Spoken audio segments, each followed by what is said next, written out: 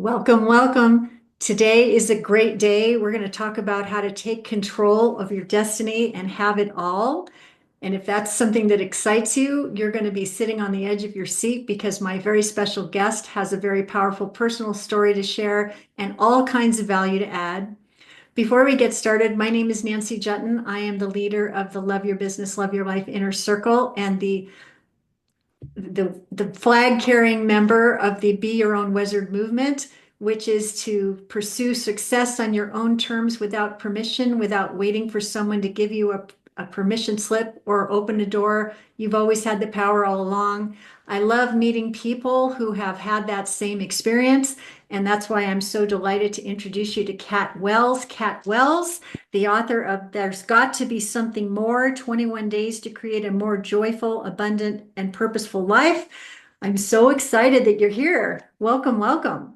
Thank you, Nancy. I'm so excited to be here. Yeah, I am so excited. I met you at a live event in February of this year. And, when the two tall ladies in the back always have something in common. But it was such a thrill to meet you and to see you experience your energy. So, for those of you who are meeting Kat for the first time, Kat is an award-winning author, a law of attraction expert, and an intuitive mindset mentor. She has known hardship. In the face of life's greatest challenges, Kat rose above abuse, bankruptcy, divorce, miscarriage, losing her job, her home, her health, and wanting to end her life. But by immersing herself in the studies of energy, psychology, bioenergetics, quantum science, and spirituality for almost 3 decades, she transformed her life. She manifested a loving marriage, financial freedom, two beautiful homes, world travel, vibrant health, and a career she loves. Today, Kat helps high achievers reach their next edge by turning barriers into breakthroughs in a matter of days and not months. As a certified hypnotherapist and energy codes master trainer, her uncommon blend of experiences and her knowledge of energy, psychology, and universal laws is what set her apart from others. She is, as I've already mentioned, the award-winning best-selling author of There's Got to Be More, There's Got to Be Something More, and the author of Turning Point Moments. So thank you, Kat, for being here. You are quite impressive. Thank you. That's nice to hear. We all are, though, really. We're all impressive. We just forget that sometimes. You're so right. So when I met you and you gave me this book as a gift to read on the way home from a conference to my home, I read the entire book from cover to cover in the flight it took me from Florida to Bellingham, Washington. And you offer 21 days to create a more joyful, abundant, and purposeful life. But it all is rooted in your own rather dramatic transformation. How did you go from drama, trauma, and chaos to this amazing life that you have now? Well, for me, it took a while. There weren't the information that we have now wasn't available, so it was a longer journey for me.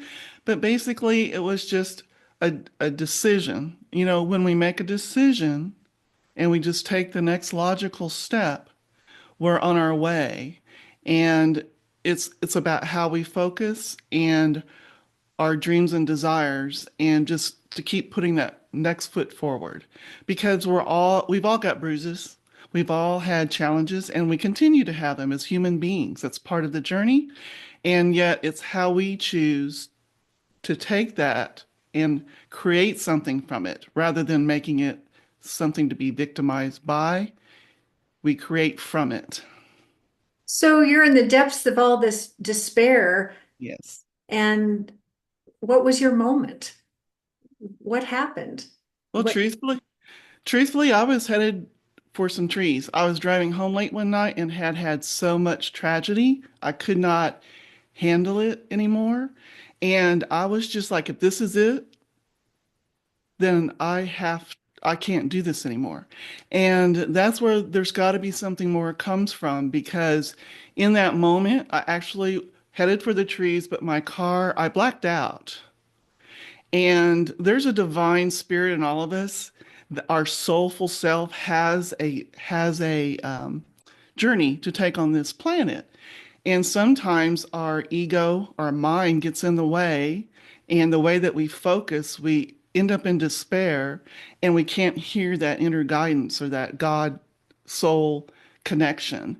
And so when I passed out, I woke up later in the ditch, but I wasn't harmed. Hmm. And right before I hit the ditch, I just heard this voice. And I don't want to say what it was because it at first I thought it was God, and then I thought it was my higher self, my soulful self saying, "We're not done yet." And that's when I realized there's got to be something more to life than the life I was living, that there was something I didn't understand that was keeping me in this drama and trauma constantly. And so that started my journey. So what was it that was keeping you in that drama, trauma, and chaos? Does it have a name? Did you name it and claim it and slay it? It's basically our beliefs, and those are created before we're even 6 years old by the experiences we have as a child. And so if we don't understand the psychology behind it and how the mind works, then we end up just reacting to life and surviving rather than becoming the creator of our own life. And so I realized that because of my childhood and all the trauma that I experienced in my childhood, I did not believe the world was safe. And I was just trying to survive. And once I realized that that was not my truth, then I started questioning how I was looking at things. Hmm. So interesting. So our beliefs create our reality even before our actions begin. So how can these limiting beliefs that we have create energetic resistance that no amount of strategy can overcome? Our beliefs, so we are spiritual beings in a human body, and our ego is part of the us being human. It's our individuality. And there's a lot of people that believe that we need to slay the ego. Yet, really, what it is, that's what makes us who we are. It's part of it's our protective personality. But the subconscious mind remembers everything we've ever experienced in our entire life. It's like this database of information. So when something has traumatized us, even if it's a spider that scared the bejeebies out of us when we were a little kid, now we have this fear of spiders. It's integrated when we're children and we don't have the mind developed enough to understand what's really happening, so we turn it into stories and our subconscious stores it. So then when we see another spider, we freak out. Hmm. And so it's subconscious because what our ego is really trying to do, that's why I like to call it the protective personality, because the ego's kind of gotten a bad rap. It's trying to keep us safe. And it's a primal condition of our humanness that is there. It's like running from the bear. Our instincts are to run, but now we don't have bears. We just have our own thoughts that create the fear. So, so anyway, I'm getting a little ahead of myself. So when we have all these experiences as a child and we don't understand that we interpreted it as a child would, not saying that some things aren't really negative or really hurtful or really bad. However, they're not happening now, but they're stored in our subconscious. So they are actually operating when we don't even realize it, and we will self-sabotage ourselves to prevent the subconscious is going to self-sabotage us to keep us from being in an environment that's going to cause us to be fearful. Hmm. So it shows up in all parts of our lives. Hmm. So interesting. Well, many high achievers hold contradictory beliefs, consciously wanting success while subconsciously fearing it. How do you help clients identify and transform these hidden belief structures? Okay, so typically it's about, truthfully, it comes down to something very simple, is being in the present moment and recognizing that any fear we have is an illusion because fear comes from the ego, not from the soul. The soul has no fear. So if we're in fear, we know it's coming from the ego, and the ego has stories. So if we, when I work with clients, I help them connect back with their soulful self because normally most people are running their lives from their mind, not their soul. And so when we step into a new situation that's unfamiliar, anything that's unfamiliar usually triggers our fight or flight system, our fight or flight response. And when we're in fight or flight, we do not have access to creativity, to anything else but to survive. And so when you connect back with the breath, and I teach breath work, and they're able to reconnect with their soulful self, then you can calm yourself down so you don't go into fight or flight. And that's when you have access to the creativity you need and the inspiration and the excitement. But when we're in fight or flight, it's just about survival. Well, not to make light of this, but as we were preparing for this interview, for whatever reason, there was a technical difficulty on the sound side over here. And I felt myself amping up and getting all anxious because I wanted to be so ready and prepared for this fabulous conversation. And there was technology standing in the way, and I felt very frazzled about it. And you said something like, well, the universe is conspiring on our behalf for this to be a win.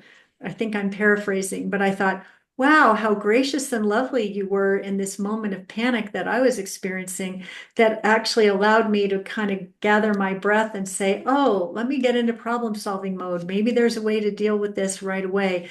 And I was able to take steps and do that. And so, while this wasn't, an intentional incident that I was planning, I think it was sort of interesting that we're talking about this because I thought, oh, I want this to be this great interview, but technology is getting in my way, and how am I not going to let this affect me? And I think it was the way you held the space in that moment that allowed me to get over myself and solve the problem so we could be here today. Awesome. Well, see, isn't that the gift right there? If it was for no other reason except for us to actually have an immediate example of when something's not going right, we tend to get in our head, go into fight or flight, and then we can't come up with a solution. And so that's why I knew if I stepped away and wasn't sitting here looking at you, waiting on you to figure out the solution, that you could take a breath, and the breath connected you back to your soulful self, and then that solution came up and then we got right back on and it was no problem. Well, pacing and grace, boy, oh boy, that's a powerful lesson right then and there. So, tell me, I know you've worked with lots and lots of people, but how does cultivating present moment awareness help your clients break through a challenge that strategic thinking can't solve? So usually when we're being strategic, we're trying really hard to control a situation.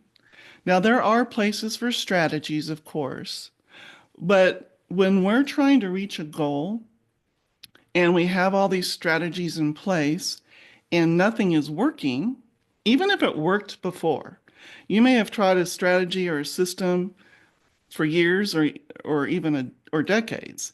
And now all of a sudden we're seeing that more and more because everything's changing. Those same strategies don't work anymore. We weren't meant to stay the same. We're meant to grow and expand.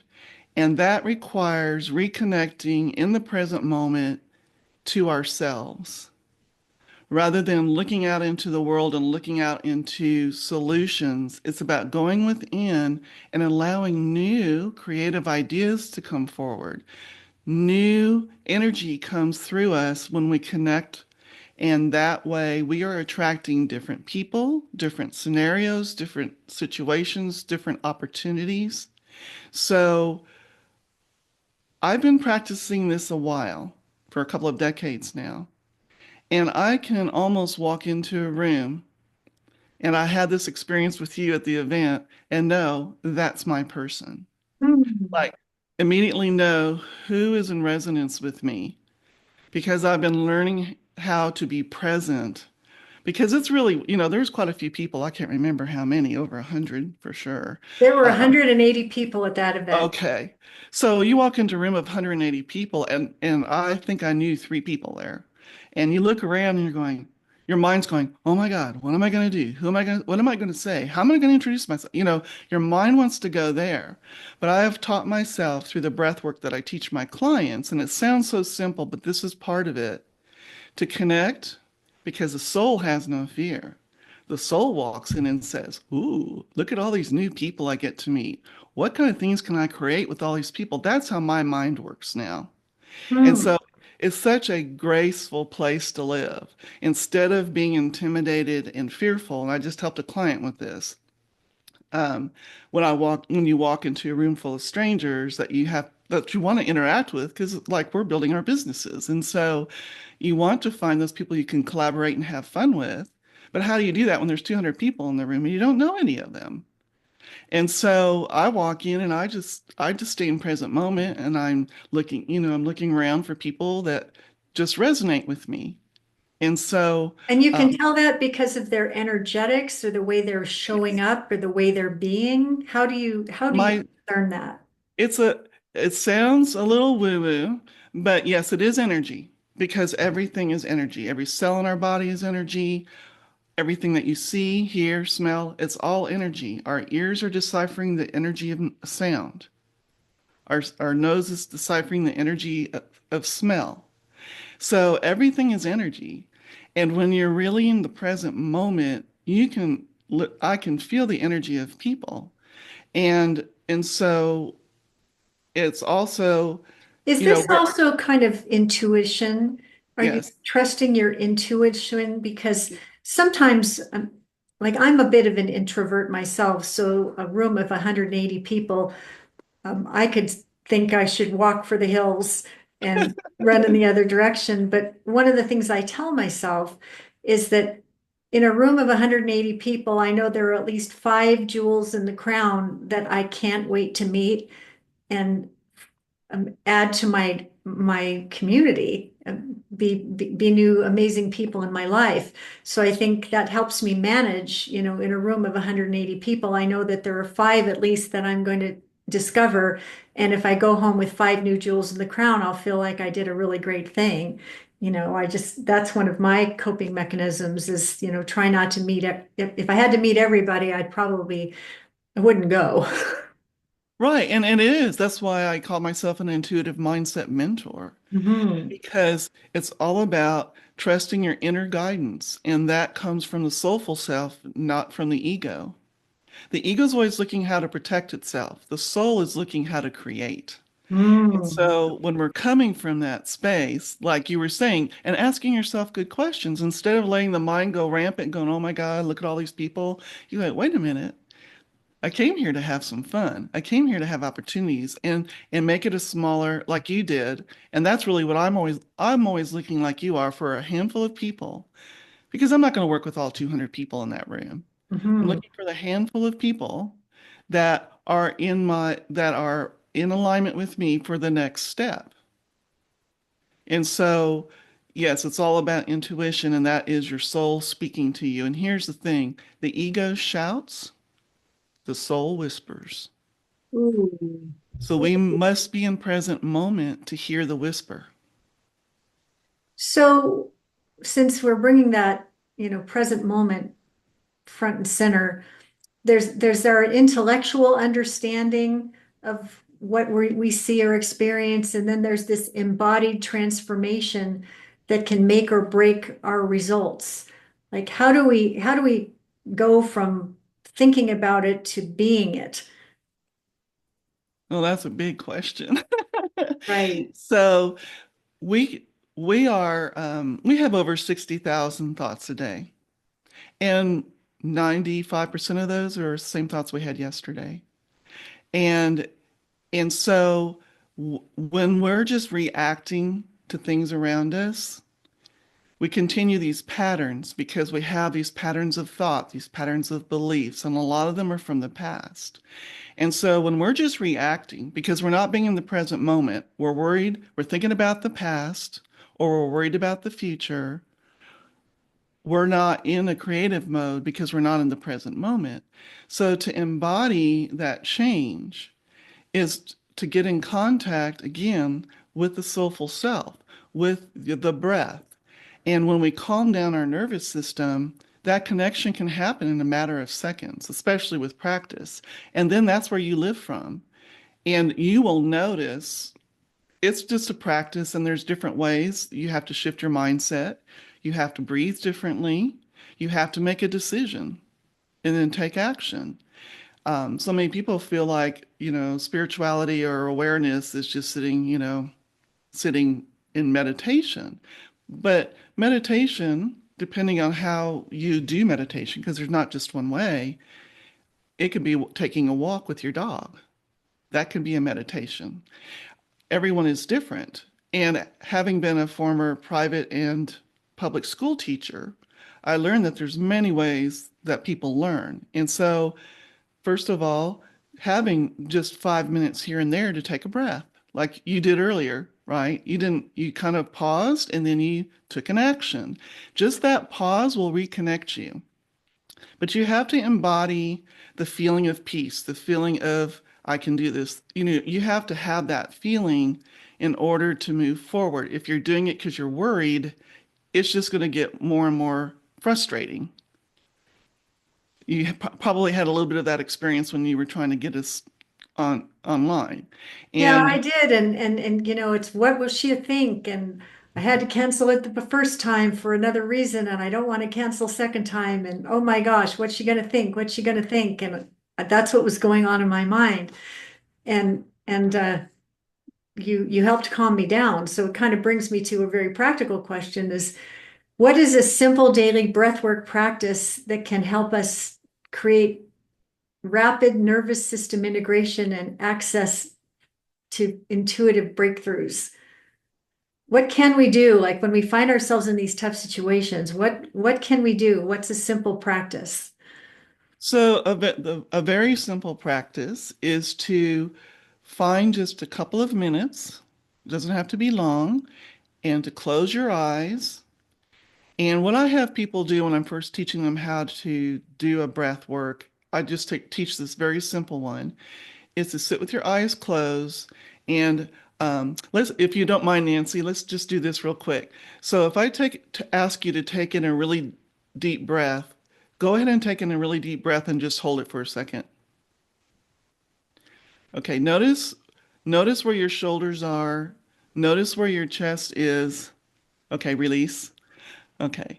Did you notice that your shoulders went up? Yes. So here's the number one thing, and you can open your eyes for a minute. Here's the number one thing. If your shoulders are going up, you're putting yourself in fight or flight because we need to breathe from our belly. If you think about your puppy or babies, if you watch them when they're sleeping and they're breathing, what's raising? Their belly. That is how we're supposed to breathe, but it's trained out of us. And so we walk around breathing up here. And when we're breathing up here and we're tense, we're actually engaging our fight or flight. So we cannot access the wisdom. We cannot access the feeling place of what we're really wanting. So the first thing ask my clients to do is to, when they close their eyes, to relax the top of your head. I know this sounds weird, but just go with this. Relax the top of your head, relax your eyes, relax your jaw, relax your throat, relax your shoulders and your arms, relax your belly, relax your legs and your knees and your thighs, relax your feet, relax your hands. Okay, now instead of breathing in your upper chest, keep your shoulders very relaxed. Your shoulders should not move. On the inhale, what you're wanting to do is you want your belly to expand on the inhale, opposite of what we normally do. And then when you exhale, you want your belly to contract and kind of go back towards your backbone. Hmm. So if you take a deep breath in on the count of 1, 2, 3, hold. 1, 2, 3, exhale. 1, 2, 3, 4, 5. Inhale. two, three.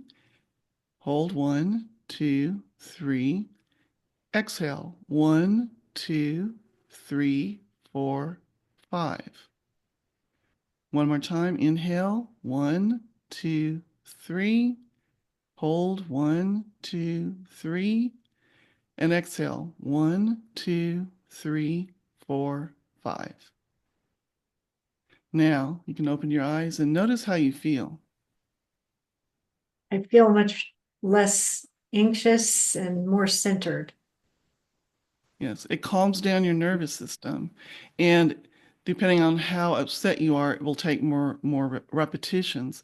But when we inhale slowly and then we exhale even slower, it slows down our fight or flight, our parasympathetic and sympathetic nervous system shifts.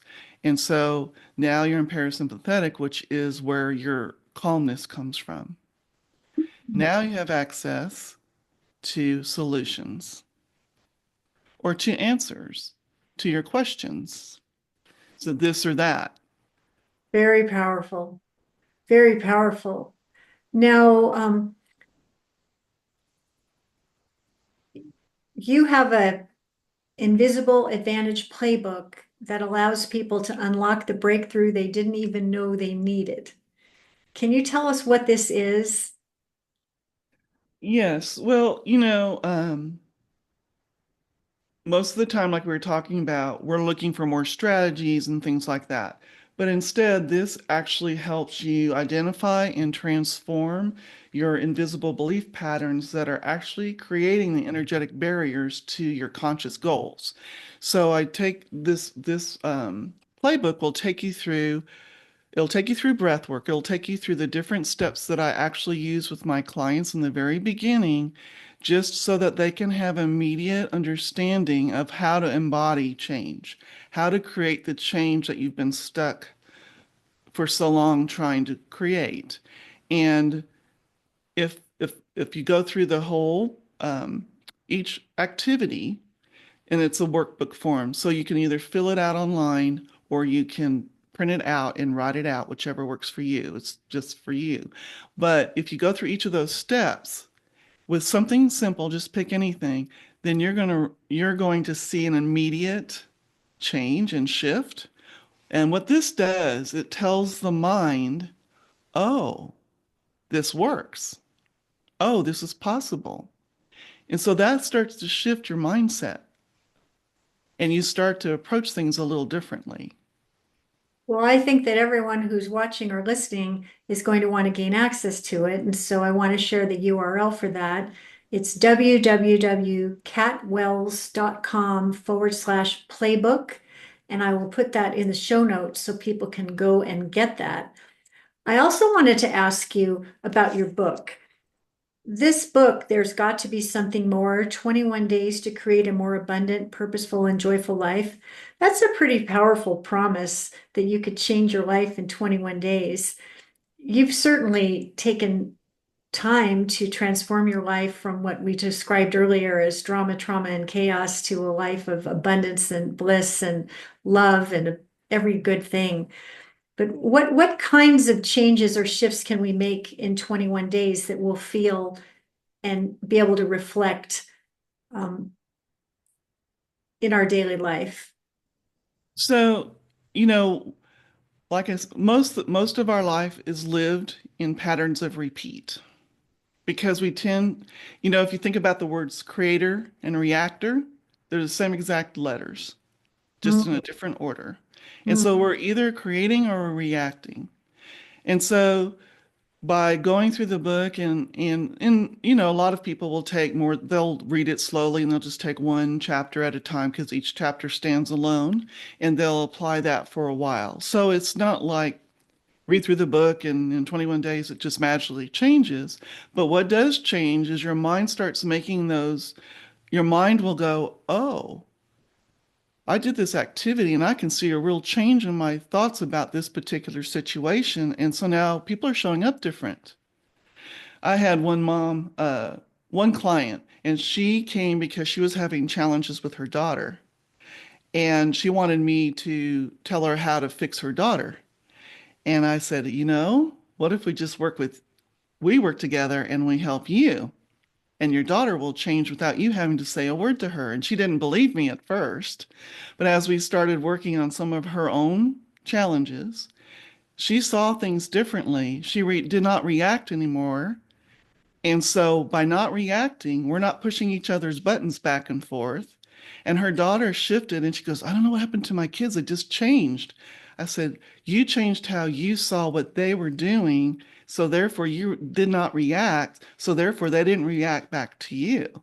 Mhm. That's what I'm saying. If we change ourselves, then our world changes and your life changes. And once you get that, you can't stop. As you can see, I went through a lot of different things in my life, but it's like I am so happy. And every time a challenge shows up, like I said to you earlier today, right? Like this is in our favor. We just don't know what it is yet. And then we get on the call and this is the very thing we're talking about.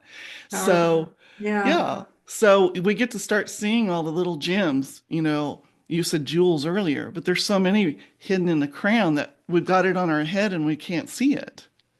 So, so anyway, so it's not that your whole life will change from disaster to joy in 21 days, but your life will start changing.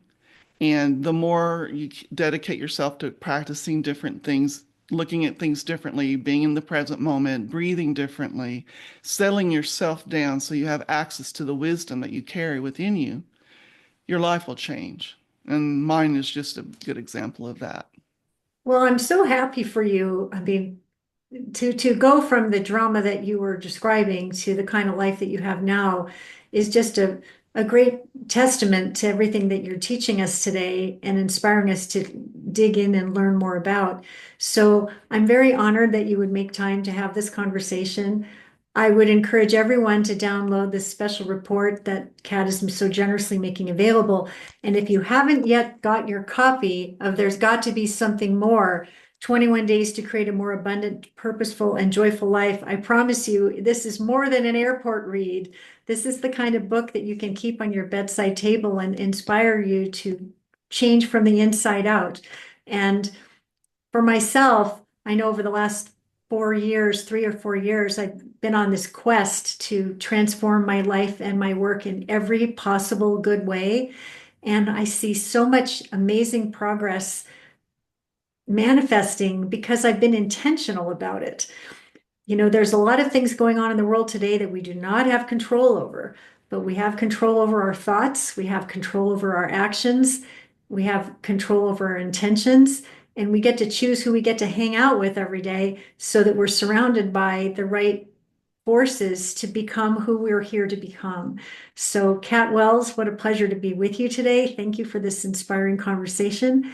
If you've enjoyed the call and want to learn more, we've got suggestions of how you can dig in deeper with Kat. And if you want to become part of the Be Your Own Wizard movement to take control of your destiny and pursue success without permission, I look forward to speaking with you about that.